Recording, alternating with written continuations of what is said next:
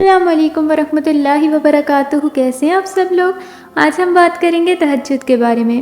تہجد کن گھروں میں پڑھی جاتی ہے، تہجد کیا ہے اور تہجد کی کیوں فضیلت ہے۔ تہجد ایک ایسا لمحہ جب ایک محبوب اپنے دوسرے محبوب سے باتیں کر رہا ہوتا ہے۔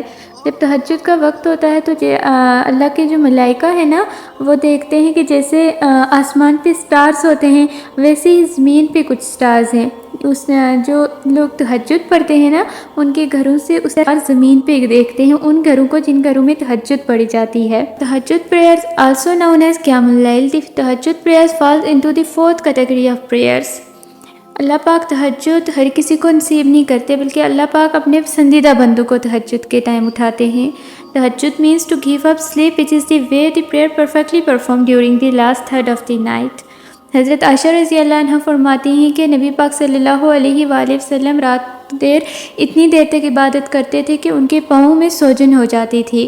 تہجد کے ٹائم اٹھ کے کوئی بہت ضروری نہیں ہے کہ ہم بہت زیادہ لمبے رکعت شروع کر دیں یا نوافل شروع کر دیں۔ For تہجد prayer usually 2 rakats are considered sufficient.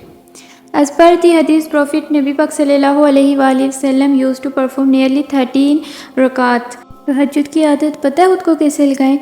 کہ پہلے آپ اٹھیں نا، 1 month آپ لوگ خود کو زبردستی اٹھیں کہ نہیں ہمیں یہ پڑھنی ہی پڑھنی ہے۔ آفٹر 2 months 3 months آپ لوگ کو اس چیز کی عادت لگ جائے گی کہ مطلب جس طرح ہم کسی انسان سے بات کرنے لگ جاتے ہیں تو ہم کہتے ہیں کہ نہیں ہمیں اس کی عادت ہو چکی ہے، پھر جب وہ چھوڑنے لگتا ہے تو ہمیں تکلیف ہوتی ہے نا۔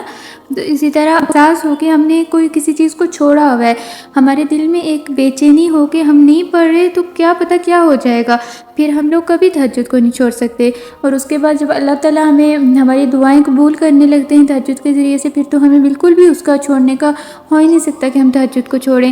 اور اس تہجد کے ذریعے انسان اللہ پاک کے بہت قریب چلا جاتا ہے۔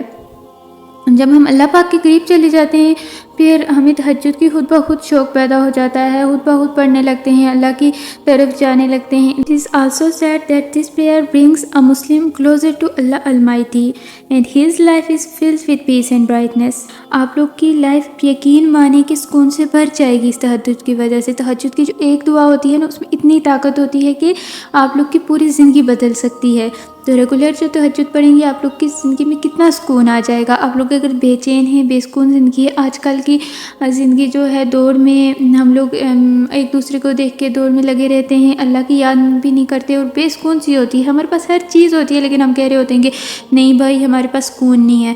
تو آپ لوگ تہجد کے ذریعے اپنے اور یقین مانے کہ اللہ تعالیٰ پاک نے اتنا تہجد میں سکون رکھا ہوا ہے جتنا کسی چیز میں سکون نہیں ہے۔ ہم لوگ کہتے ہیں نا ہم لوگ تھوڑی دیر کے لیے ماں کی گود میں لیٹ جائے تو ہمیں اتنا سکون ملتا ہے، اللہ پاک نے اس سے بھی زیادہ سکون جو رکھا ہے تہجد کے ٹائم پہ رکھا ہے۔ رات کو اٹھیں، اپنے اللہ پاک سے باتیں کریں۔ ایک محبوب اپنے محبوب سے سجدہ ریز ہوئے سرگوشیوں میں ملاقات کرتا ہے، یہ وہ لمحہ ہوتا ہے جب عرش و فرش میں کوئی فاصلہ باقی نہیں رہتا، نہ آنسو پیار اپنے اختیار میں رہتے ہیں نہ دل۔ انمول موتیوں کا ایک کارواں چشم محبوب سے رواں ہوتا ہے تو عرش سے آواز آتی ہے کن کی۔ ایسا نہیں ہو سکتا کہ ہم تہجد میں کچھ مانگیں اور ہمیں نہ ملے، ہمیشہ دیتے ہیں اللہ پاک، ہمیشہ قبول کرتے ہیں ہماری تہجد کی دعائیں، کیونکہ تہجد کی دعاؤں کا ذمہ اللہ پاک نے خود لیا ہے۔ اس لیے اللہ پاک ہم سب کو تہجد پڑھنا نصیب کرے اور ہمیں صراط مستقیم پہ چلائے، آمین۔